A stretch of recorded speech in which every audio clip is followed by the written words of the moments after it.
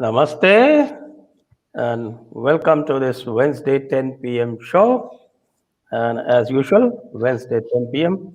we have Shri Vibhuti Jha, and we also have today Pandit Satish Sharma from United Kingdom. He is the president of the British Hindu Council, and you are familiar with him. He has been on Jaipur Dialogues earlier. So welcome Vibhuti ji and welcome Pandit Satish ji. How Thank are you you. doing? Salam, Sanjay ji. It's a pleasure to be with you. Good evening. So, Vibhuti ji, of course, knows this. Let me introduce this to Satish ji. Last Wednesday, we usually have Vibhuti ji every Wednesday, either alone or with some other guests. And the last time we were discussing, and we had Ruchi Sharma for company, and we were discussing that the West has this wonderful situation. They talk about truth and freedom and democracy and justice, and whether they practice within themselves or not, but they make sure that they thrust it down everybody else's throat, and in a very vicious way, sometimes even to the extent of regime change excuse.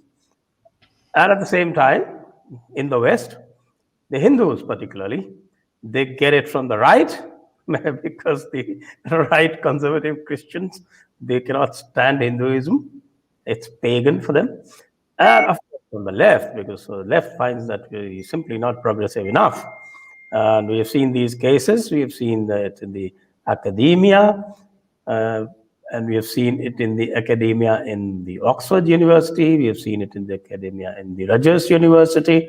And we are also grappling with this equality lab business. We saw that in California, and I think it's very clandestinely moves from place to place, and tries to attack the Hindus where they're not really on their guard. And also now we have this latest trope about swastika, and suddenly we find that we are under assault for an ancient auspicious symbol. So we had that in Maryland, and then we had that in Chicago, and now I believe it is no, sorry, we had that. It's now moved to Maryland. We had that in Chicago earlier, and where else? Vibhuti ji would enlighten us. Uh, So please give us a background of the latest what is going on. Then we'll go to Pandit ji. okay, the latest is a very good news, and very happy to inform and share with all the viewers that it was not in Chicago, Sanjay ji, it was in New York, where Ah, we yes, it was in New York. Yes, made right. Sorry. major impact. And it was bill was nullified. It is not coming back in its present form. What will happen tomorrow, we do not know. But we were warned at that time. So at the time that you can't, it's a federal structure. Every state has its own policies and they will do it. So that's how it landed in Maryland. But very happy to inform that Hindu American Foundation moved very quickly, and they sent a tweet yesterday night saying that, very happy to inform that this bill will no longer be moving forward. So Maryland is also settled. They accuse them of the ignorant but deliberate forgetting of the fact. So this is the good news to happen. So we have succeeded in Maryland. So congratulations to everybody who fought. And in my tweet, I had requested all the organizations to send the New York template to all the states. It's going to happen. But happily enough, also wanted to mention that Texas, I made a note of that. I saw this tweet today that Texas has introduced recognition of Hindu festivity as a Texas state recognized event. So that's a very positive thing. I don't know how many of you noticed that President of the United States sent a tweet. His office sent a tweet which was very funny, wishing everybody South Asia and Southeast Asian. Tweet was very interesting, and I talked about it. I replied to that. I thanked POTUS for the message and said that whoever wrote your tweet was either ignorant or biased, because he talks about everybody else but not Hindus and India. They make a mention of Happy Bengali, Tamil, and Vishu, but not India or Hindu.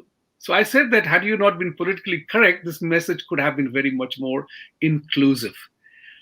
Related to that is last week also was a very interesting conversation which one of the heavy hitters of Indians, who is a Democratic Party big supporter close to Kamala Harris, Biden, he has played golf with. He hosted a meeting with Representative Adam Smith. He's the chairman of the House Armed Services Committee. And he was talking about India-US relations, S-400 and everything else. But a question came about that why are these people passing ridiculous, ignorant, malicious resolutions around the various municipalities of the US? And he said, ignore it. Ignore it. And I went back to this gentleman, the Indian gentleman who had invited me for the conference. It is easy for Chairman Smith to tell us, you were talking about trusting, Sanjayji, to tell us, ignore it. My question to you is, his name is Ramesh. I said, my question to Adam Smith would be, why don't you tell your folks not to do it? If India is a valued partner and if India is a contributor to American democracy, by doing these things, you weaken a fellow democracy, and that is not good for America. It doesn't bode well. So it is easy to sermonize us to forget. Why don't you tell your party people not to indulge in these stupidities? I hope I get a response from that. Otherwise, I will reach out to Adam Smith himself, directly myself. Okay, that's pretty good. Panditji, I think we have been accusing the Americans. Vibhuti Ji will bear witness to that. That they have ignored participating in the political processes within the United States for far too long. And they have just taken things as they come. And because of that, I think there's also a lot of ignorance about India within the United States. Of course, the United States is very big. But that's not the situation in the UK, because I think in the UK, the Indian community is fairly well represented politically. And if we have the present evidence to go by, then I think they're pretty powerful as well. But in spite of that, the biases, the prejudices, the colonial prejudices, as it were, they still remain. Am I correct? You are correct. And before I leap in, I'd just like to add my congratulations to the American Hindu community who came together to challenge this unjust piece of legislation. I was fortunate to have been involved in one or two little talks where we talked about the history of the swastika and managed to convey that this was, if it was to be banned, then it was just a further act of colonialism. It was just saying that brown people's symbols are not worth anything. And so it's a wonderful thing that it's been done in the US. I think in the UK, we've always had sufficient momentum to have prevented it from being done here. But my friends in Australia tell me that exactly the same initiative against the swastika has now been launched in Australia as well. And so we've sent quite a bit of material to them, material that was gathered for Ted Kaminski's bill over to them. And it's quite refreshing to see this cohesion and this interaction, this communication now between the global diaspora. So congratulations, and we look forward to doing so much more of this with all of us together. In the UK, I would put in one or two provisos and perhaps a caveat or two in terms of how we exist here. We've heard the phrase of, I'm sure everybody's heard the concept of a glass ceiling. So I was having a talk with some of the domestic host community at a fairly senior level, and I was sharing with them the notion that, in fact, we don't have glass ceilings here. We live in a glass house, in that we have glass walls on all sides. And so long as we are fully productive within the greenhouse and the fruits of our toils are shared community-wide and we stay within those glass walls, everything is rosy. But those glass walls, if you imagine 4 walls, one on either side, the moment we try and venture into influencing education policy, we bump up against a glass wall. The moment we try and enter into the space where we're participating in legislation, we bump into a glass wall. The most impenetrable of the glass walls that we're surrounded by are the ones where we try and contribute towards the religious life of this country. Now, being from Sanatan Dharma, we have an ancient tradition of exploring the relationship of humanity with divinity. but it's the most impenetrable wall that we encounter, and it is hard and it is fast. Very, very difficult to work through. So we are laboring away. I think we're beginning to make progress now. We have realized in the UK increasingly that in a community, in a society, and in fact within a civilization which is intrinsically adversarial by nature, it's very difficult for people who adopt a collaborative approach to everything that they wish to do. You know, we want to be participants in this civilization, but when the civilization determines worth on the basis of the victor, and the victor at any cost, then it takes a bit of time to adjust and understand how to engage with that. And there's probably a lesson in this for the whole of the Hindu diaspora, and indeed for people of the Hindu tradition in Bharat as well, that this adversarial approach is everywhere now. It's not just in different nations and different communities and civilizations. It is everywhere, and we have to adjust to this. And we can adjust to this. Our approach is, in the Rig Veda, we have asatoma satgamaya. Our, shall we say, idol, which is placed on the altar, is satya. What is reality? And if you're continuously connecting with reality, then sooner or later, satyam evam jayate is a given within this system.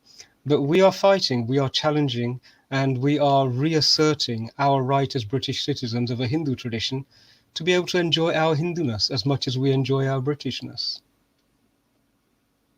That's very beautifully put. Of course, Ekam Satvik Prabodavadanti is very oft quoted, but there is something in Kathopanishad I find even better.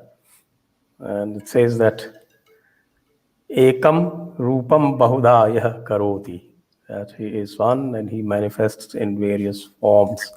This is Kathopanishad verse number 12. And I also like to congratulate you for assisting the diaspora, including in the US and in Australia, of securing our symbols. And because our viewers are not very well versed with the controversy, I would urge you to just familiarize them with the details. Just fill them in with the details of what this whole controversy is about and why would they want to target swastika. Vibhuti Ji, would you like to lead on this first, since you've had the most direct and closest relationship with this issue on your doorstep? Yeah, I mean, the thing is very simple, actually. The swastik has a swastik image of Hacken Cruz, not swastik, Hindu swastik. The swastik, the image of Hacken Cruz, the inverted cross, has a very serious repercussions for and a bad memory for Jewish people in this country. And there is an element of Holocaust attached to that. However, what is important is that somewhere along the line, somebody cleverly inserted, maliciously inserted, and termed the inverted cross Hacken Cruz as swastik. Somewhere along the line, none of us ever opposed it. Think about it from that point of view. None of us. Forget about India. None of us here ever opposed it.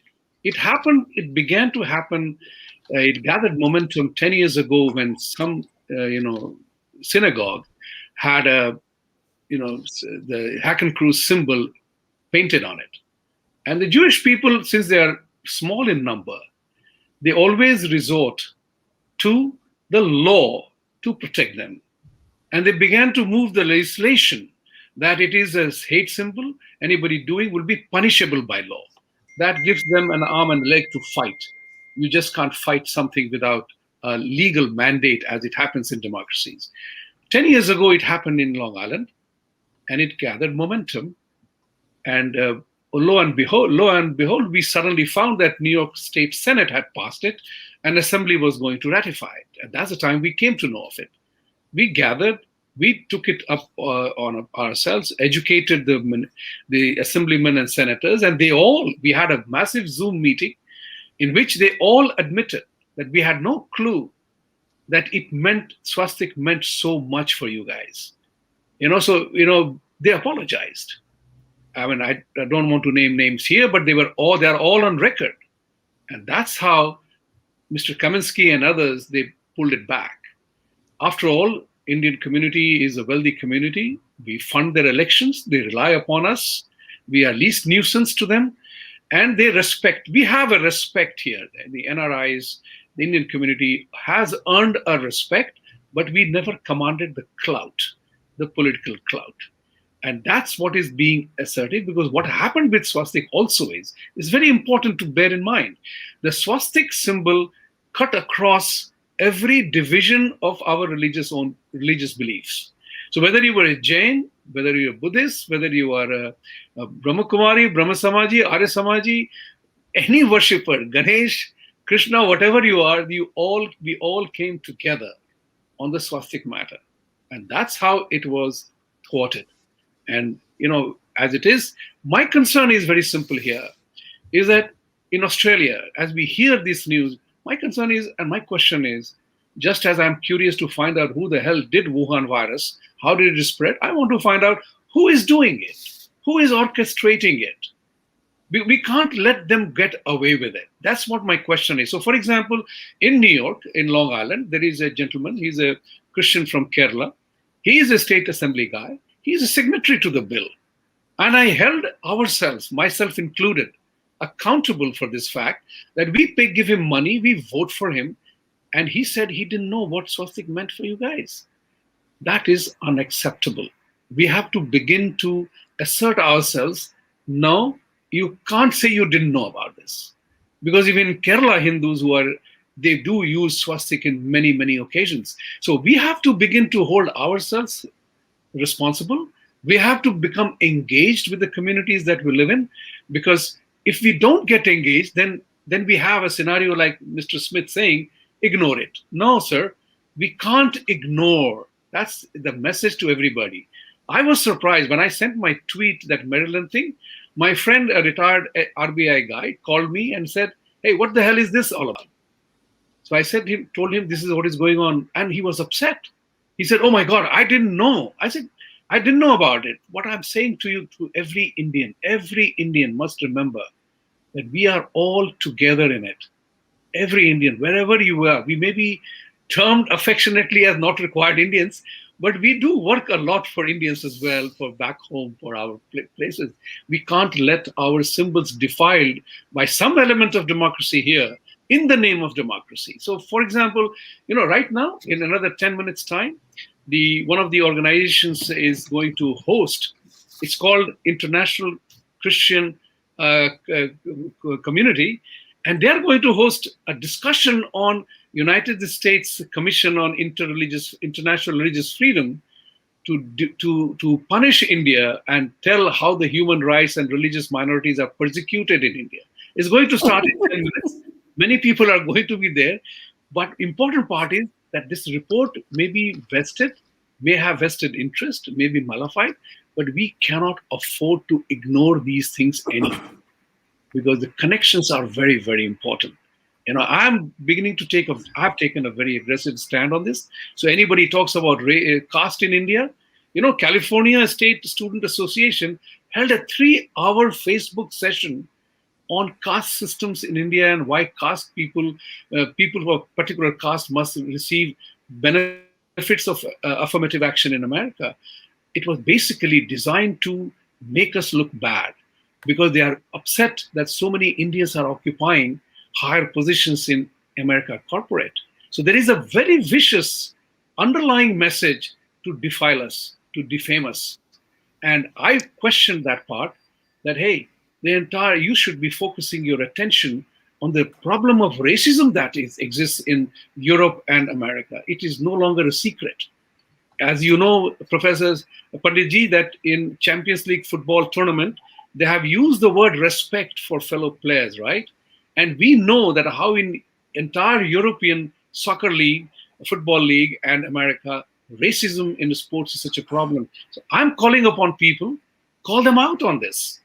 Don't talk about caste. Caste is a bad case, badly done by the British, and it's time for us to stand up and question them on the aspect of race. And that's where I have said, change the word intolerance and use respect and acceptance, which is what we Hindus do all the time. Yes, quite right. And of course, Vibhuti Ji posed a question to you, Pandit Ji. Jay. Who is orchestrating it? Well, I know who's orchestrating it here in the United Kingdom. There's no great mystery about it.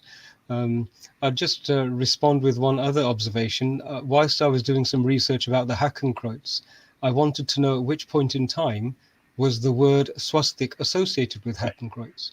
And in my research, I encountered no references of Nazi literature in which it said the word swastik at all, which was a bit of a surprise. And then in the 1800s, in the late 1900s, there was a British scholar who adopted the word swastik for the symbol that the Nazis were using. So it was actually connected by a British chap. I don't recall his name, but that's the gentleman who suddenly morphed that symbol into the hate speech symbol, connected it swastik, and all of a sudden the Hindus have become associated with one of the worst, the Hakenkreuz, one of the worst atrocities in European memory. And this is how hate speech and atrocity and outrage speech works. You identify an innocent party with a hated symbol, and the majority of people don't know what the histories of these things are, and they accept it at face value. And all of a sudden you've vilified and denigrated a whole society. Here in the UK, we're making a little bit of progress, but do remember that we have been battling in this space ever since we first arrived here. And so we are war-hardened, shall we say. We're battle-weary veterans of having to establish and maintain our boundaries. If I can share with your viewers, I was 7 years old when I was first told by an Anglican priest, an Anglican vicar, that I was destined for hellfire and that I was born a sinner. And so when I went home and spoke to my parents about this, they did mention to me, they said, well, if you've not done anything, you have no reason to feel guilty. And if anybody ever tries to make you feel guilty, recognize that they have some sort of a mental problem. And so ever since the age of 7, we have recognized attempts by people to impose an identity upon us, a straw man identity, which is not of our making and for which we're not responsible. But there is a deeper message in this, and that is colonization is not over. It's a mistake Right. for us to recognize the 1947 event as the cessation of hostilities. That's not true at all. I was having a conference the other day with some younger members, and I questioned the use of the word Independence Day, that we're moving into celebrating the August 15th Independence Day. And I said, everybody uses it, but the reality is starkly different. India was not dependent upon England. England was dependent upon India for the best part of 280 years. And so if anybody should be celebrating Independence Day, it should be the British, because they then became independent of needing to be sustained by the life support systems, capital, economic, and indeed intellectual property of Bharat. So we should have a totally different word for it. In fact, I'm publicizing the use of the phrase decolonization day. And I think every one of the former colonies should separate their independence days and identify them as the beginning of our decolonization process. It's not finished. It's not over by a long chalk. All that's happened is it's moved into a more pernicious, less obvious phase. But on the ground, the encroachment into land, the physical dimension, is still very strong. And one of the symptoms of a colonizing identity, a colonizing ideology, is the erasure of symbols. Symbols capture the civilizational intelligence of a whole community. You know, we've been around a long time, and there are so many lessons enshrined in the imagery of Bholenath. And the way everybody knows how these things work. You have a beautiful image which entrances and captures somebody's attention. And then you have a person of wisdom who knows how to unlock it, who knows how to introduce you to the deity, who knows how to establish a relationship with it and start to derive some of the benefits from it. And if you erase symbols, that's the first step in decolonizing an identity. If you erase symbols, it happens. If you erase ancient buildings, it happens. If you erase the economic ecosystems that support indigenous identities, it's happening. And so we need to start recognizing, as the last strong, still surviving indigenous civilization, all of these are symptoms of a colonization process that's still underway. We have to protect our symbols. We have to nourish them. And that means drawing boundaries. one mistake that I think we sometimes make, and it's a tempting mistake when you've been traumatized for several hundred years, is we sacrifice justice for comfort. And it's a very simple understanding that if you start to sacrifice justice for comfort, the day will come when you will have neither justice nor comfort. It's an inevitable, it's almost like an immutable law of nature.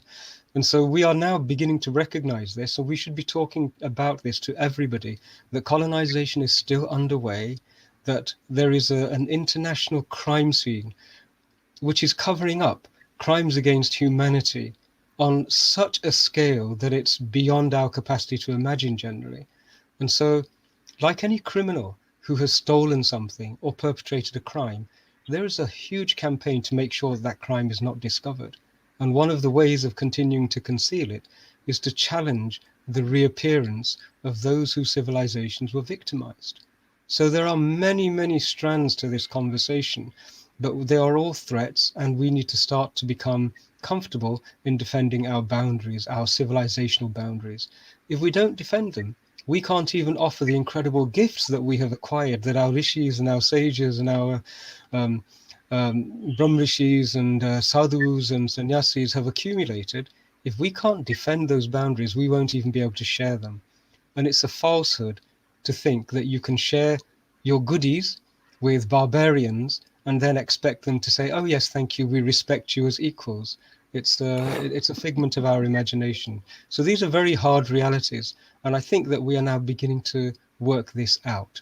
It takes a little bit of time, doesn't it, for people of good heart, of good nature, who are genuinely civilized in the real meaning of the word civilized, to understand how barbarians work and to understand what motivates barbarians. It takes a long time.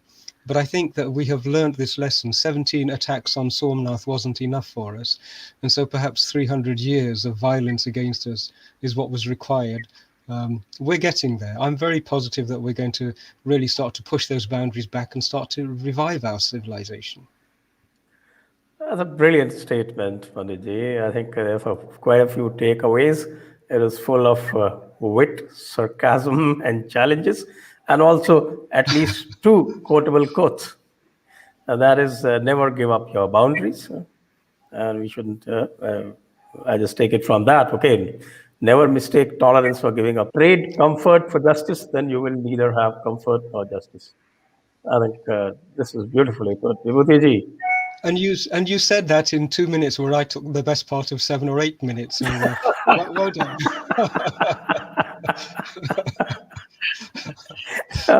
Oh, no, but it's really because, I'll tell you, I had a conversation with one of very eminent Kashmiris, and that was actually on the beauty of the Sanatana Dharma. And then this whole thing was about boundaries, about drawing boundaries. That being inclusive does not mean that you permit the exclusive to tread on your toes, that you have no boundaries. He said that, okay, he put it beautifully, that the Abrahamic civilization said, Dr. Ajay Trungu, as Vibhuti Ji may be familiar with his name, he is president of the Panun Kashmir, I said that the Abrahamic civilizations work with the rock logic, and our civilization works with the water logic. But it is ultimately the water that creates a hole in the rock, and not the other way around. The water also has a boundary. Don't give up your boundaries.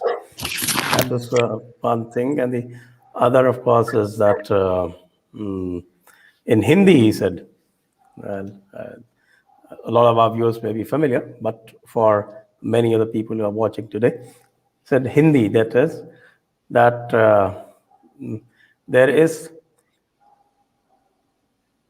Abrahamic faith. उनके पास है, वो कहते हैं कि ही logic, ही मतलब मेरा ही ईश्वर या मेरा ही खुदा, मेरी ही किताब, मेरा ही मसीहा है, मेरा ही पैगंबर. और हिंदू सनातन धर्म हम कहते हैं मेरी भी किताब, मेरा भी ईश्वर, मेरा भी महापुरुष. तो ये जो द्वंद्व है, ये जो क्लैश है, वो ही और भी के बीच में है। ये हमें कभी भूलना नहीं चाहिए। And we should never give in to the ही लॉजिक। नहीं, आपका ही नहीं है, आपका भी हो सकता है। जिस दिन आप कहेंगे आपका ही है, आप हमसे क्लैश में आते हैं और हम इस पर लड़ाई करेंगे। Bipul, and today we were just reflecting on the Jallianwala Bagh massacre, which was commemorated yesterday, and the price that we've had to pay in order just to be friends, in order just to survive the Raoul attacks that followed, all of the atrocities that followed.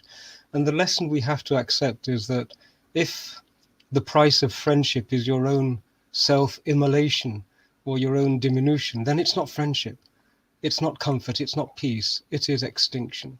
And we need to recognize that, because there are still people who put out what they call the hand of friendship, but it's actually a hand which is extended towards our pockets, as opposed to wanting to shake us by the hand. So this is a lesson that we have to learn. And the other one thing that I think we have to learn is that nobody else is going to do it. The African American experience, the Native American experience, and our experience is that we have to act. Otherwise, the wisest, most peaceful example that was set by the Tibetans, they are landless. And if you're landless, you can't turn to your landscape. You can't turn to the history that's enshrined in your physical geography anymore. It disappears, and you're left as a mendicant wandering around the globe, speaking of a past glory. So the time is now. We have to learn that, in fact, children who are bullies at school very rarely grow up beyond that. My experience is that we are seeing a world which is dominated by bullies occupying very old male bodies. The attitude, the nature is actually exactly the same as those schoolyard bullies, and we have to recognize that. We're wrong in treating schoolyard bullies as though they're enlightened sages, and galti to hamari hai. गलती तो हमारी है। विभूति जी? Yeah, as Pandit Ji said, it was the Brit who converted Hacken Cruz to Swastika. So the entire problem. Sometimes I have opined that you mentioned the correct thing, drawing the line, and that's what I personally believe, and I practice drawing the Lakshman Rekha.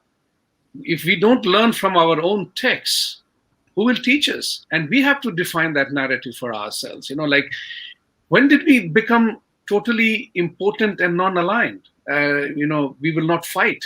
So a friend of mine, for example, you refer to the Kashmir issue, and when we are all very proud that not a single Kashmiri became violent or became a jihadi in terms of blowing up people and taking lives. But my American friend said, that's gorgeous insofar as it goes. But what kind of people are you? Nobody fought back.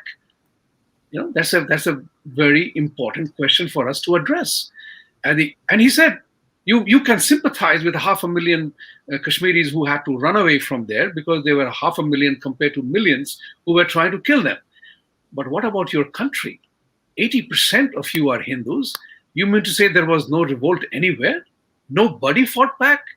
These are the questions that we have to begin to address. Fight is essential. Whether I say this, my favorite term is that whether you are vegan, vegetarian, or ahimsa ke param pujari, if your family is attacked, if your community is attacked, if you don't rise up to protect and defend what you have, you will be dishonored shamelessly. And that's what is important for us to become aware of, that our texts teach us that there is a moment and time when you have to fight the battle of dharma. And that's what is important. When are we going to awaken? But I'm very delighted about one thing, that our cultural thing is very profound. It's very deep. It won't go away so easily. But if we do not arise, awaken, assert, and act, then we get beaten. And that's where my next question always is the fact that why are they doing it? When they talk about Hindu phobia, that there is no fear of Hindus, I agree. But there is a fear of Sanatan Dharma. There is a fear of, because we are based on scientific principles. Our lifestyle is not. That leads me to question the very concept of freedom of religion. We always had it. We don't need that. We don't need that lecture or a Western ideology put in our constitution. We are practitioners of freedom of religion. Others are not. So I ask my American friends, if you talk about freedom of religion and you associate with it the concept of Jesus is the only way, that means you took away my freedom. So Exactly.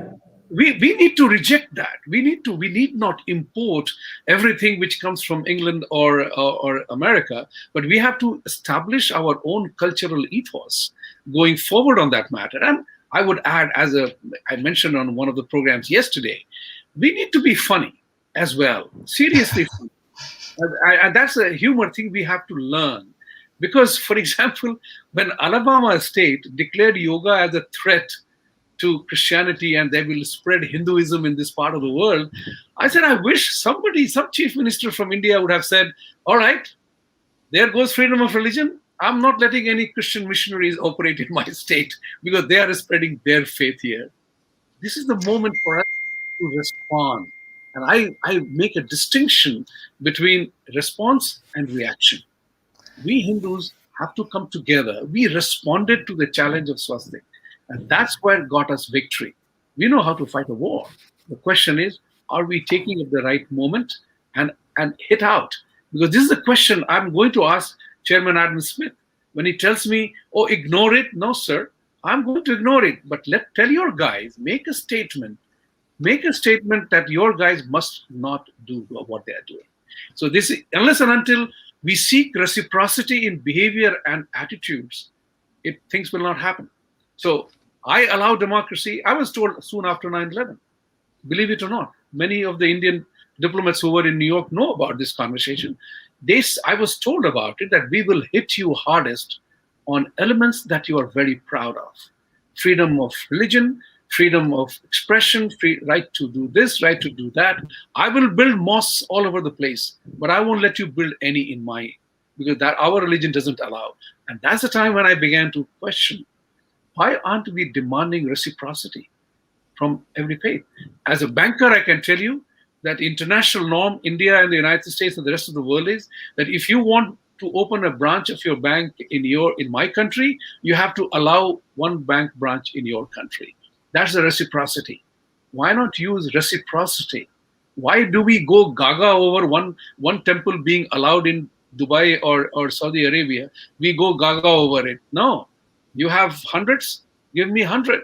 Whether I run it well or not is not your problem, but I will have the reciprocity of behavior, conduct, and law every single way. That's the only way that we need to assert ourselves, demanding reciprocity from people.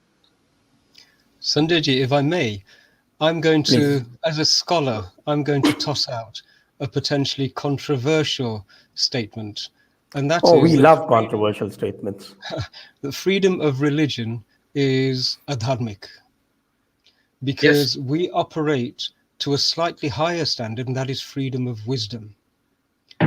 We have always said that religion is great, freedom of spiritual path and parampara is fine, but wisdom is a higher standard. And I think we have to start to reassert that, because the world is in need of a higher standard rather than just freedom of religion. The expansionary religions have been so marvelous and so expert in stuffing this phrase into our thoughts without us saying, well, what exactly is it we're granting freedom to? Again, if you say freedom of religion is the highest value, then you're saying that a person who says it's my religion to erase you is a perfectly rational concept, and yet it's an intellectual and existential threat. It's not necessary at all. So we have to start the conversation that freedom of religion is okay, but it does not supersede the primacy of freedom of wisdom. That's where we get the opportunity to explore everything. That's where we get the opportunity to speak about every concept, because we have respect for freedom of wisdom. I think one other thing that is probably worth saying is that as a civilization, we have been fighting for a long time. It's not as though there were no empires who resisted colonialism. It's been a continuous struggle, especially on the northwest frontier, for the best part of a millennia, at least 1,000, 1,200 years. And so we've just suffered. We're tired. As a civilization, we were exhausted, wave after wave after wave.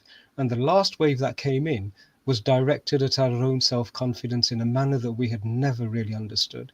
I was speaking with a Marine once, and he said, Satish, some of us have to become less than what we are so that others can survive. And I think the time has really come when all of us reflect upon the necessity for doing that.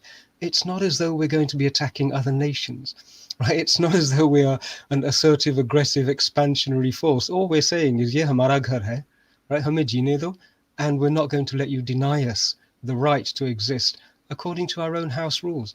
That's all we're asserting. And anybody who wants to share the benefits of our wisdom and understanding, we're happy to share it, but not at the expense of our own existence anymore. So yes, engage and seek imaginative ways to engage. There are so many creative ways to challenge the tide of colonialism, the tide of economic colonialism especially, which is dawning upon us. And it's actually quite rewarding and satisfying to do so. There is a satisfaction that somebody will get when they have successfully defended and concluded rebutting an assault. I mean, the pleasure that we've had from dispatching this assault on the swastik is an anand of its own type. And we want everybody else to share in those. So look for these opportunities to reassert and reestablish the boundaries. There are so many. There are so many. And there are times when I think that I should actually come and spend some time engaging with the Christian missionaries in Bharat, because I'm supremely qualified to lovingly embrace them and release them of this burden of blind belief that they have been subjected to. Poor people, they don't know how their lives have been completely hijacked and weaponized without even them understanding. And it could be a wonderful conversation. It could be a joyous conversation. We need to start to do this. And I will add to that. This is sometimes you need to pick up humor where it belongs. So I may not agree with Mahatma Mohandas Karamchand Gandhi's most of the actions, but his one statement was brilliant when he said, and is attributed to him, is that I like your Christ. I do not like your Christians. They are so unlike Christ. Or the other one, how do you like our civilization? When the British guy asked him, how do you like our civilization? Yeah. So he said, okay, it will be a good idea. That's right. That's right. So with people of courage and people of learning and people of language, we should be able to engage with these issues like nobody else can. We should be able to release people from the clutches of the conditioning that they've been subjected to since childhood. Imagine if my parents hadn't been able to say to me, they're calling you a sinner, and this is the plan and the scheme and the here's the antidote to it, then I would have fallen into a trap, a psychological trap. And many people have done so. But we have the solutions to those, and we really should start to set up mechanisms to detoxify humanity. And that detoxification will happen if we engage them in conversation, not with a threat to ask, but to make an inquiry. And that is a very important distinction that we need to make, is how you make the inquiry. Like, for example, I ask my Muslim friends unabashedly, is that, do you really believe in the concept of 72 virgins in 21st century? Do you really believe in that? After all your education that you have, you still believe in it. When they keep quiet for 5 seconds, I said, that's where your problem lies. That you are that. So it's the same thing that we have to begin to engage in a manner, is to question. So I tell them that, look, in our belief, we have a process in which we bear the consequences of our action. So if I have 20 kilos of gulab jamun today, I know where I'll be spending tomorrow. My house. Future, right? Bring them with you. Right. So if your guy, commits a crime, goes into a confessional booth and makes a confession, is that a passport, or he gets the ticket, first class ticket, because he confessed to heaven or hell? So I ask them these inquiries. How do you define heaven and hell? Anybody seen any experience? So I asked this Punjabi friend of mine said, Vibhuti Ji, swarg jaiye na, khud mariye na, swarg jaiye na. So the question is, how do we define these basic questions that puts them in doubt. That's what is important. We have to engage them in these processes, because that's where, as you very rightly said, both of you said, that we have to use wisdom, humor, and applicability of whatever they say. I have no problem with that. I say that if you find heaven by praying to Jesus, go for it. But don't tell me I'm wrong because I follow Krishna. So if you feel Allah is supreme, so be it. I have no objection to that. But don't tell me I'm wrong. That definition of the thing, we have to begin to contest. And we have yes. with all our might, with all our wisdom, and a sense of humor, I might add to that. Indeed. Yes, and it is the that same he logic and the he logic, as I said. Yes. And I have been holding forth on this for I don't know for how long.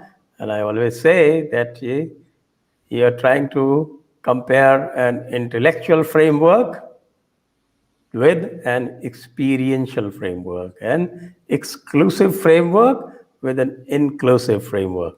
So the comparison is not valid. You have to have an understanding.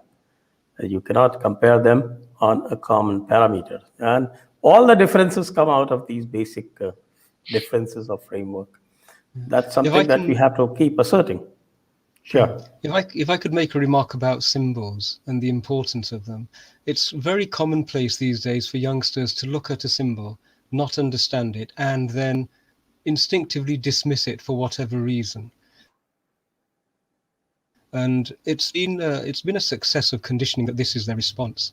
I would advise them to explore the experience of engaging with symbols. Once you have an understanding that, place them in context. Let's place them 2,000 years ago, where there is a symbol. It's a catalyst for a conversation. It's an invitation to explore. There is nobody who would look at an image of Ganeshji without saying, what does that mean? And a question is the doorway to learning, to knowledge, and to removing obstacles. And so just because a person doesn't understand the value of a symbol doesn't mean that the symbol has no value. There are layers and dimensions in the understanding of our symbols. And so even if they're not understood, one has to protect them and preserve them. And this was the reason why so many times people would sacrifice their existence and their lives to preserve the symbols. There are so many records of deities and murtis being concealed and hidden because there is so much enshrined in these murtis. And people did accept that, okay, if I'm killed, that's fine, but the murti, the symbol, the image of everything that we have learned and enshrined into these symbols, that must persist. If you look at the example of the Bamiyan Buddhas, those glorious figures, if they were completely erased, there would be no trace that that understanding which is represented by them had ever existed. And so that is a fundamental reason why erasure of symbols is pursued by those whose identity is threatened by the existence of those symbols. And so please, if there's a message that anybody can take, find an old mandir, find an old shrine. We have so many of them in Bharat all over the place. We're very, very fortunate. Nurture it, protect it, rejuvenate it. And the journey of doing that, the symbol will reveal why it exists and what its purpose is and the message it has for you. So this is something that everybody can do, and I would recommend it to them wholeheartedly. And I totally agree with you. How symbols matter. I mean, today is Real Madrid is going to play a Champions League football. When Qatar Foundation paid them $2 billion to sponsor their jersey and whatever else, you know what they did? Many people didn't notice this news was hushed up, but they asked them, they demanded that the cross, the Christian cross, which was there on their insignia, be removed. It was removed. Think about it like that. A team like Real Madrid, for a few dollars more, gave up their insignia, the cross, from their total crest. That's sad. And this is what people who do not know must know. Do some research. And you are absolutely right, Sharmaji, that we have to become active, understanding our symbols, and that symbol, the understanding of the symbol will begin when we begin to read our texts. And I have seen this in America. I've just completed 30 years in America in April 1991 when I came here. I've seen the first generation Indians here. all they were interested in, and that was rightfully so, no blaming anybody, was to establish their life, make a living, good living. In the process, they became, first generation Indians became India-born confused desis, because my purpose was only to make life good. As a result of which, the children became American-born confused desis, and now they are Hinos, Hindu is a name only, because parents failed to teach them. And this is a very important lesson. Even in India, one can do that. Is that in Long Island here, we had a day in which some of our kids came and said that everybody is talking about their faith, and how come we don't talk about it? And then many parents realized that, damn it, we don't know ourselves about our festivities, why we observe certain events. And then we set up a puja group, 12 families, puja group. The purpose was that every month we will meet and we will talk about any event that is happening that month. We called a learned Pandit who would do Havan, who started teaching them, children, the meaning of Havan, what it means, what is fire. And parents learned a lot in the process. Those children bonded. And I'm very happy to share with you that to use the thing, it was not Bhojan Pradhan event. So it was only rice, dal, chawal, raita, and one sabzi, so that nobody's serving exotic food. It was not a food meet. It was a meeting to understand us. And that led to bonding of relationship, understanding of things in a much better way. I would urge Indians to begin to do that. And I'm very happy to share one more thing. I had a conversation with the founder, president of Hindu University of America here. After 20 years being in a slow growth, they have now become very active. And they have a program. They have a program designed for parents and children to learn about Hinduism. It's gathering momentum. So I'm very glad about that. You know, the entire movement about Swastika was fought by young guys who are working in Morgan Stanley and places like that, and with our support and access. So we combined hands in this process. So there is a coalition of Hindus of North America, KONA, they call it. I love the guy who founded it. He's a dear friend of mine. I feel young again being with him. So the point is that we have to become aware and begin to appreciate what we have to offer to the world, and let's start offering. Yeah. Quite right. And on that note, I think it's just the right time to go into the question and answers round. I think we have had a wonderful discussion. So I request all my viewers to please like the video, share it around, subscribe to the channel, and press the bell icon in order to get your notifications.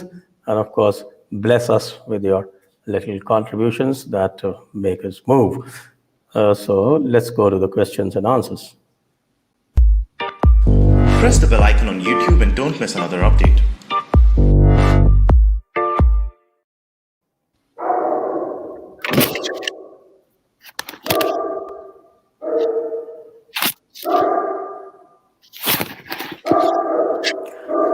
Okay. इन पश्चिमी मिलेच्छों की नीचता का कोई अंत नहीं है। इतिहास साक्षी है, जब तक हिंदू सभ्यता का हनन नहीं होता तब तक इनको नींद नहीं आती। विदेशी शक्तियों ने हिंदुओं के नरसंहार का मूड बना लिया लगता है। It's open to both of you. Any one of you can take it. अब I would put it this way कि उनकी नीचता का कोई अंत नहीं है। उनको जो है उनको करने दीजिए। जो उन्होंने पढ़ा है वो करेंगे। As I say it in the sports field, my opponent is here to defeat me. Am I doing what I must? As a sportsman, I always say that when I'm battling against an opponent, he is there to beat me in the game. He is not going to tell me, "Arey run out, बिल्कुल से गलती से हो गए, एक बार और batting कर लो." It's not happening. So our enemies will do whatever they have to do. We need to do what we must. And that's the only thing I would suggest.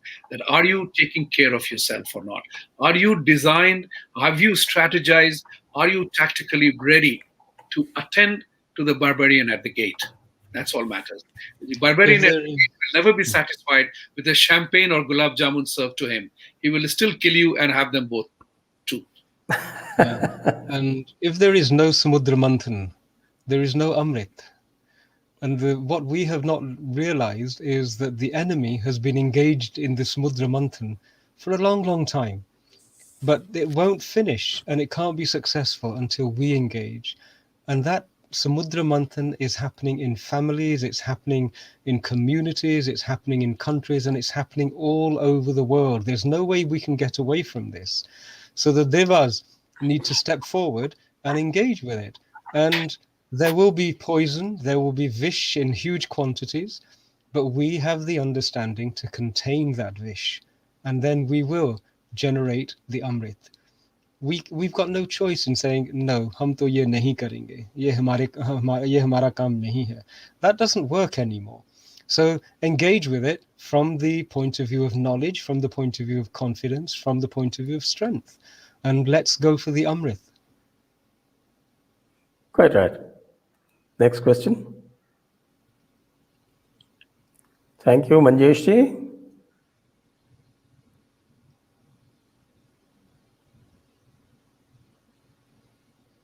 I think Manjesh ji has just very kindly made a contribution and not a question. Yes. Okay, so this is question. Can Satish ji and Vibhuti ji start Hindu sessions about inherent bigotry of Abrahamic cults, labeling Hindus as pagans, heathens, kafirs, and law against it? I think the onus is on Vibhuti ji. We are starting. We are going to do that. We are just a few days away from starting JD USA, and I would very much invite Satish ji to come, and we will do that. Absolutely. Education is the key. हमें जो है हमारी शिक्षा का share भी करना है, अपने को जानना है और दूसरों के साथ शेयर भी करना है. So I know it. Sanjay ji knows that I have been asked by many American friends of mine that talk about yourselves. You guys don't talk about yourselves. We don't know anything about you. So unless and until we know, we can't talk. So let's get ready, and we'll be happy and honored to do that. Yeah, we have to do this. I agree wholeheartedly. I would only respond with one additional item, and that is we should never get confused about the language and the appearance that colonialists adopt. We are susceptible to conversations about religion. And so the colonialists adopted camouflage, which is religious camouflage, but they're colonialists. The only thing they want is resources. The only thing that they're after is land. And the language of it is architected to confuse us. But if we look past the vision, we look to the tattva of what these people are doing, the tattva is pure colonialism.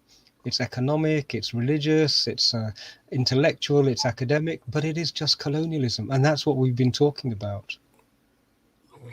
Yes, I think we need to have an Indian commission of neo-colonialism on the line of the US CIRF. Yes. So you can have an Indian commission. Of course, we have, my questionnaire is ready, by the way, Vibhuti ji. Okay, good. Looking forward to that. We in Jaipur Dialogues have developed a rating system for American campuses. I think we could use that for the UK campuses as well.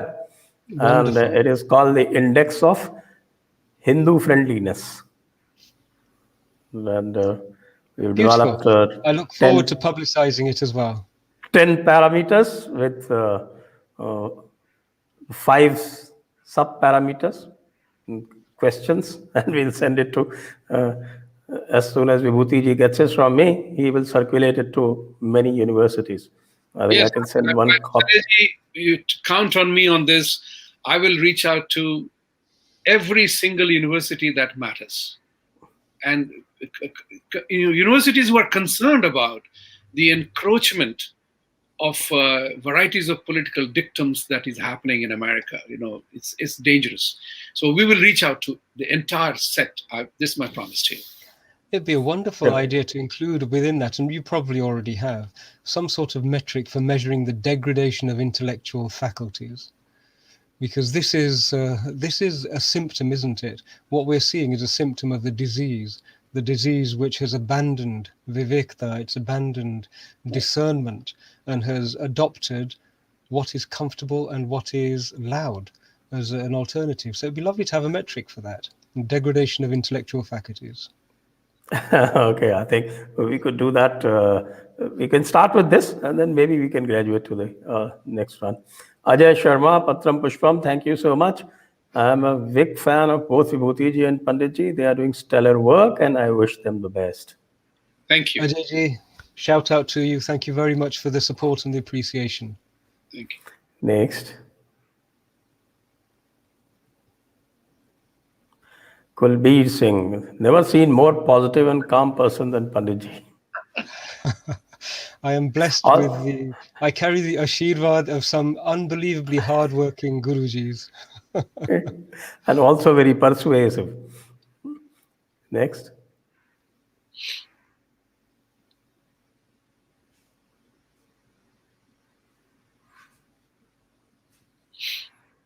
Can you get the next question, please?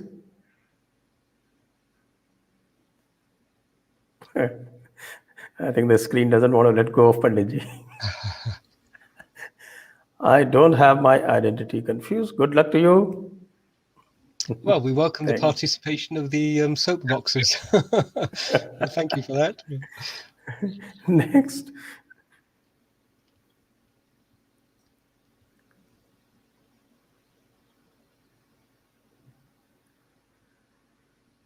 The questions are moving very slowly. Hello, desk. It could be bandwidth. There's an awful lot of activity going on. Whilst the next question comes up, I would just like to share with everybody that the Oxford situation is progressing nicely. We hope to have good results in the very near future. Beyond that, I can't say just yet. Oh, yes, that's very good. I hope Rashmi is getting back to the Oxford. She is returning this week, and we are offering her protection support. And we've arranged for people to be available in Oxford should she need them at the drop of a hat. So we'll look after her. That's great. Absolutely. That's wonderful news. Yes. Girish Kumar Bilaur, Joe Biden और America को लेकर सभी समझते हैं, भारतीय diaspora इस संबंध में पहली बार सक्रिय दिखा, सनातन के मूल्यों पर विमर्श करते रहना ही मात्र विकल्प है. विभूति जी. I mean, I would say I agree. we have become active and we have become proactive. And I always say, it's always good to respond rather than react. And if you are responding to a challenge, then it is prepared, thought out, strategized. And you don't have to be, because we live in America, we don't have to be shooting in the wild. So that's what is important. We need to become more, like Panditji was described by Kulveer Singh, calm and poised. Greater the crisis, the greater the calm you need. And I draw my analogy from sports field. If you're down by 2 goals, you can't be running around the field to try to score third and you lose third goal myself. So the question here is that you have to become calm and play. There's a very interesting thing. I do pranayam exercises. So when you do pranayam and you become calm, that was the dawning of the message on me. That this is what is the meaning when they say, be calm. It's not just becoming physically inactive. It is your body that attains the prime feature of being totally calm. That's the time when your breathing is stable. That's where you attain equanimity of action. If you want to achieve, one of my favorite phrases, elevated equilibrium, then you have to rely on the values of Sanatan Dharma. I have learned it. I'm trying to practice it. I can't say I'm perfect, but I will urge everyone to become, understand the value of Sanatan, how important. That's where the West fears us. They realize that with the growth in science and technology, the fear and ignorance is falling apart. Everybody now knows that thunder and lightning doesn't happen because gods are angry, right? That's what we have to convey to the people. Thank you. Thank you, Girishji. And as you were saying earlier, symbols, everything. Adi Yogi has all of the secrets of pranayam in there, and it gives us an immense amount of power and shakti as well. So it just tied in so nicely. I thought I'd share one of my Ishtadevtas with you. Yeah, okay, that's great. Next.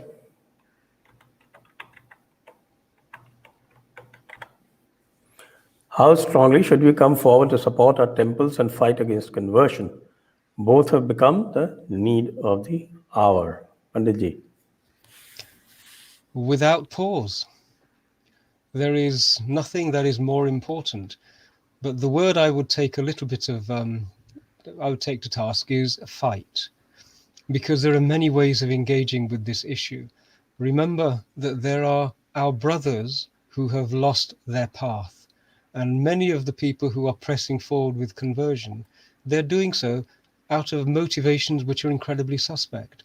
And a person of wisdom and a person who can genuinely make this change is a person who can appreciate what's happened to them. So we need to engage with them because they are our brothers and sisters as well, especially in Bharat. And they do not have the armory. They do not have all of the solutions in the same manner that we have them. And so we have to engage with them and embrace them and take them back into the family. There are a number of ways in which we can undermine the conversionary issues. And one is to talk about the experience in other countries, not of Bharat, but in other countries throughout the world. The experience of Christianity is sadly not a positive one. And so it is that whole message about the difference between Christ and the message bearer of Christ. I often joke with Christians that if it hadn't been for Christianity, we would have never been introduced to Satan. You know, nobody knows Satan as well as the Christians seem to for some reason. So we have got more than enough ammunition to engage in a conversation with them. But let's do it with the higher values that we have. We don't need to resort to the lower values, but it's vitally important. Protect the temples, we have to protect our communities, and also we have to preserve our individuals as well. Vitally important. And I will just add to this, one of the things that I have developed, and I ask my Christian friends all the time, is that when you talk about conversion, are you committing a sin against God's original intent? Because God is the ultimate magician. He made Sanjay Dixit, Pandit Sharma, myself the way we are. He could have done us a Christian, given us any other faith, but he didn't.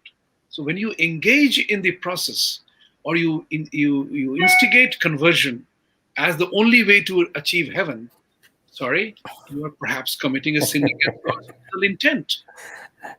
There's also another question that I keep asking. Okay, is Satan the creation of God, or he is autonomous? These people don't answer me. Panditji, maybe you know this. Can you answer me? Oh dear, I'm just thinking that I do a lot of work in interfaith here in the United Kingdom, when they will allow me to engage with them, because that's becoming increasingly rare nowadays. But this is a conversation I always have with them, that how can you possibly preach diversity when your God doesn't allow me into their heaven? And that normally tends to be the conclusion of that conversation very quickly. But there are so many inconsistencies like this. There are so many irrationalities. There are so many inherent items that are contradictory. And it doesn't take much to release a person who's enslaved in those contradictions, especially to bring them back into a better, a more relaxed, a less tense, a less, shall we say, strident way of engaging with other human beings. It can be done. It's not complicated. And there's so much information that we can share about them. I often start the conversation on the basis of, why is it that if the Bible is the word of God and it's full of all these lovely things, how come clerics have got it so wrong for 1600 years? You know, was the communication not particularly good enough? He managed it with the Buddhists, he managed it with the Hindus, he managed it with the Sikhs and Jains and so many other brown people. How come he didn't manage it with you guys? You know, these are conversations that we can engage in lovingly, and we should do. We should do. Oh, yes. He Yes. didn't get the WhatsApp message, perhaps. Oh, yes. And it took them until 1992 to acknowledge that the Earth moves around the sun. That, of course, I think it is blasphemy for them to actually accept that. I would remind everyone that our vision is that the Earth, Mata Prithvi, Lakshmi Devi, creates her children. All of the bodies are created by the Earth. And we have an obligation not to approach them from a position of anger and hatred, but to understand that they too are part of her creation, which has been misguided by enshrined evil principles enshrined in institutions. I say to people that every human being is a divine creation until they encounter an institution which has preserved an ancient hatred. And the problem is in the institutional preservation of hatred and anti-life ideas, not the people themselves. And if we can't communicate with them and we can't convince them, then our sadhana is, in Punjabi we would say, our sadhana is not pakki. It's still kachi, as it were. So we have to do more. Oh, we keep doing it. The only thing is that they don't let us do it. Anyway, let's move to the next one. Juhi, thanks for sharing Vibhuti ji. It's a good initiative of creating Puja group. I'm inspired to start it here in Switzerland. Thank you, That's Juhi. great. Go ahead, do it. That's wonderful. Juhiji, I remember my earliest exposure to Sanatana Dharma was at a time when there were no temples in the United Kingdom, and our mothers used to take us to a room that they would hire in a house somewhere, and they would do bhajan kirtan. And that was the beginning of our Sanatana Dharma here in the United Kingdom. So don't underestimate the power of the puja groups that you're talking about. I would say that our vidya and our traditions have been carried by our ladies all over the world. Next. This question has already been done. Yeah, this has been done already. I'm smiling at seeing Joe Biden written in Hindi.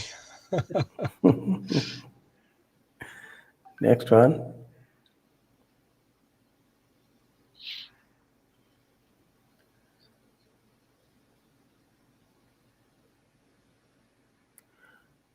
Okay Girish ji, मैं अगले 9 दिनों में एक किताब को पूरा कर लूँगा. मैं चाहता हूँ कि संजय दीक्षित जी, विभूति जी और भी लोग उसको प्रीव्यू करें. संजय जी, आपका ईमेल आईडी कहीं फ्रेश करने. विभूति जी, आप सबको नमन. That's wonderful. Good, very good news, certainly. And you can send it to our JD Digital contact@jddigital.in. And I will forward it to the other two gentlemen. Congratulations and best wishes for your book. Poonamabi, moving joints of our society are being used as fault lines by the enemy to carve it like their dinner goose or goat or whatever. I don't think anybody would dispute that, Poonamji. Nice to have your interaction here as well today. Thank you for joining in. But you're absolutely right. The diagnosis is on the nail. We know it. We know what to do about it. We just now need to act and put our own actions in place. And if I may add, knowing what we know now, like the framework of Jaipur Dialogue has given a lot of information, knowledge, and education to all the viewers. So knowing what we know now and what you know now, what is the next stage? Action. So हम ये करते रहेंगे. हम विचार, विमर्श, विश्लेषण, विमोचन and विज्ञान करना जरूरी है. But उसके साथ ये सब करने के बाद, knowing what we know now, what is the next? That's the point we have to get into. And thank you. That's a good point of awareness that you have shared, Poonamji. Thank you. If I can share a catchphrase that I really like, and it sums the situation up, and that is that cannibals and vegetarians cannot coexist in harmony. The vegetarians have to protect their boundaries for long enough for them to civilize the cannibals. And without those boundaries, history teaches us that it's always the cannibals who realize their mistake long after the vegetarians have gone. The next one, please. Abhishek, one pastor told me that if Sanatan is so good in connecting with the divine, why is all the scientific inventions happening in Christian countries? A rebuttal. Do I have? Would you like to? No, this is where I have a very simple answer that our Vedas and knowledge is all there. Like so many inventions, medicines have come here, but the prescriptions are all there in our text. So we do not know that. That's why we are not able to rebut. But if we get to know our ancient history, our ancient practices, it's like Why do you think this return to veganism or plant-based food or all the things that are organic food? What is it? That's return to our civilization, the civilization we gave to the world. So we know that. So we have to know. If we know, then we can rebut. If we don't know, you can't rebut. That's the important part. So get to know of it, you will be able to rebut. I do that all the time. If I can add one dimension to that, and that is that despite their knowledge about the technology, there are two bits of information that they don't know. One is what they are, and two, why they are here. In the absence of purpose, in the absence of understanding why existence exists, you can run around and build all sorts of fancy technology. You can work out how to kill one person or kill 100,000 people by genetically mutating a virus and then releasing it on the human population. These are not accolades. These are not achievements. It's the same as though we were in a classroom and some naughty children spend all their time tinkering around, building things with desks and reorganizing the furniture. It's no great achievement. The achievement comes in when a person can sit and with tranquility and with love and affection make happiness the objective of their existence, to serve life as opposing to serving ego, as opposed to serving intellect. So we have gifts that they have yet to even understand they don't have. Quite right. And of course, I follow what is called the counter rules to the radicals, and I would not even bother answering them. I would simply ask them, okay, even if the scientific inventions have come from your countries, what is your damned contribution? You are there only to thwart it, like the way you thwarted Galileo. So stop crooning about it. It is there in spite of you. And not only that, when you appear in an earth which has been so carefully created to be perfect, the higher knowledge is knowing what not to do. And they don't know what not to do. At the moment, they are experimenting by doing everything they shouldn't and then suffering as a consequence. So we have that as an additional understanding they have yet to acquire. Right. Ravindra Zore, what should we do to save our Sanatan Dharma? That's a rather broad question. Yata ichasi tata kuru. Yes, I'm sorry, that was mischievous. I couldn't resist it. But that was also mischievous by Krishna to Arjun. It's true. Well, I I've am told you wrong. everything. Now you do what you like. I'm wrong in saying that, because that was only said after the previous 17, 18 chapters worth of teaching. Please delve into the previous chapters before you take me literally, Ravindraji. But thank you for the question. Anyway, I think that requires a whole session. So we will give it a pass because it requires a whole session to explain that. It does. Ananteshwara Das. Thank you, Ananteshwaraji. Maddie, should we invest time in Ghar Wapsi or do we continue spreading Sanatan Dharma and get more people into the fold? Is selective violence necessary?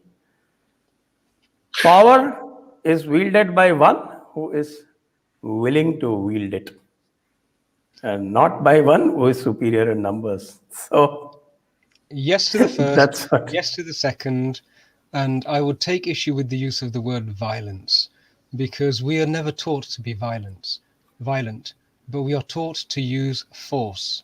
There's a difference between force and violence. And the difference is motivation. We should use as much force as is necessary, intellectual force, emotional force, physical force, in order to establish dharma. But what we shouldn't do is succumb to violence.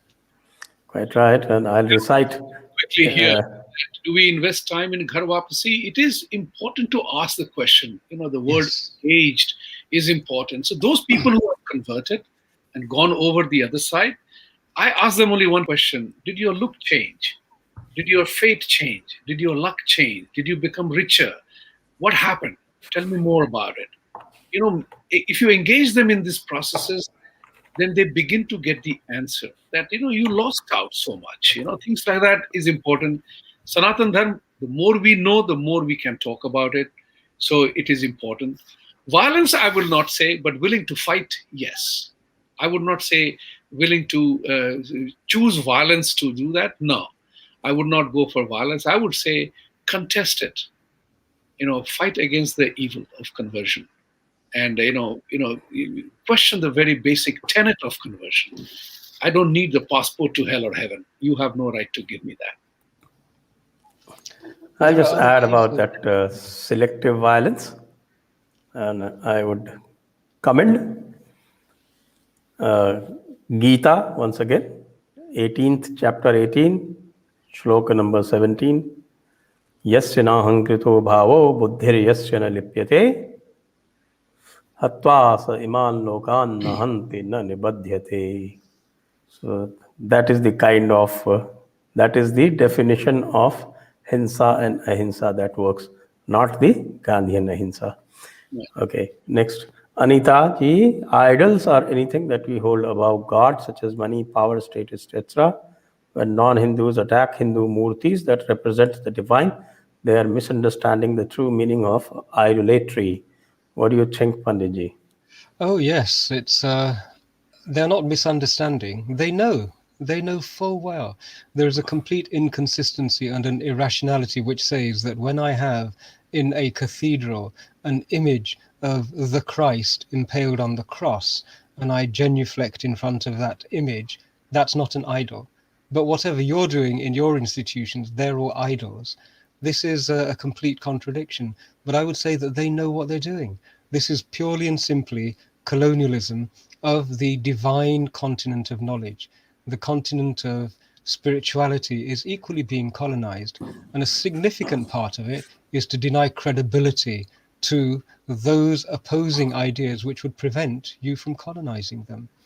They are fully aware of what they're doing, and you will find that they juggle words and split semantics very skillfully to try and avoid us from understanding that actually the solution is simpler.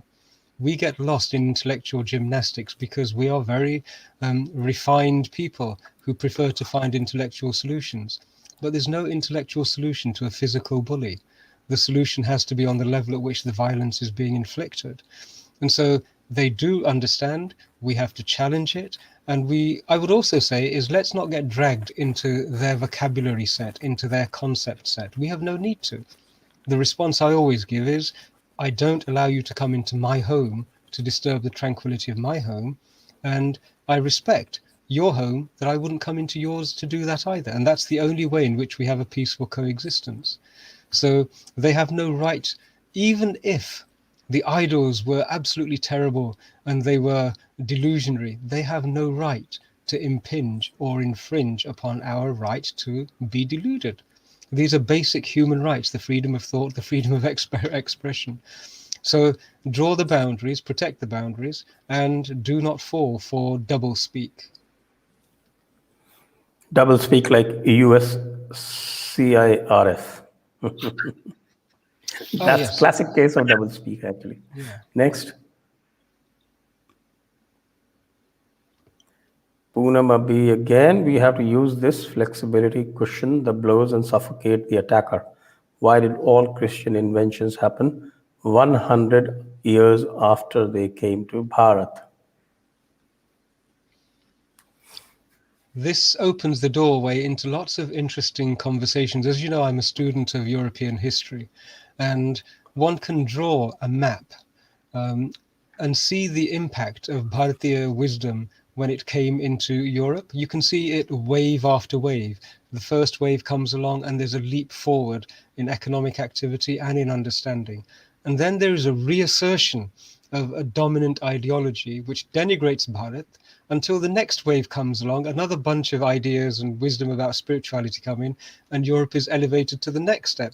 But again, that dominating ideology, which is missionary based and control based, it depresses our impact on there. And so this is going to happen again right now. And the more we can engage, the more we can share with them, they will eventually come to the understanding, and enough people in the host population will come to the understanding that we have a contribution towards the civilization of Europe, and Europe, in fact, was the dark continent. Europe is a dark continent, in my opinion, because they are the Well, ones responsible yeah, for I have to most. be more courteous because I live here. Go behind the European English courteous word, then I will not say anything. But I believe that Europe's contribution to the world peace is 2 world wars. Well, not only contribution to world peace, they decided to hold 2 world wars, invited the rest of the world to participate. Right. That was colonial structure. And these were all colonial European ground battles. They were the European disputes were given a colonial structure by having all the colonies fight the war, their war, and die for them. There can't be, all these European countries must offer reparation. When you talk about reparation, there should be, Europe must pay reparations to every country, at least in the First and Second World War, who gave maximum number of lives there to fight their ugly. I don't know whether you were aware of it, Vibhuti Ji and Sanjay Ji, but the British debt, the war debt that was due to India at the end of the Second World War, was reneged upon. They didn't pay it after millions of Hindu lives. They still juggled. What did they do? They fixed the books and played with the exchange rate mechanisms, so much so that at the end of the Second World War, Bharat came back empty-handed with no monetary support for the military support they gave to the European democracies. Maybe it's time for us to the Commonwealth.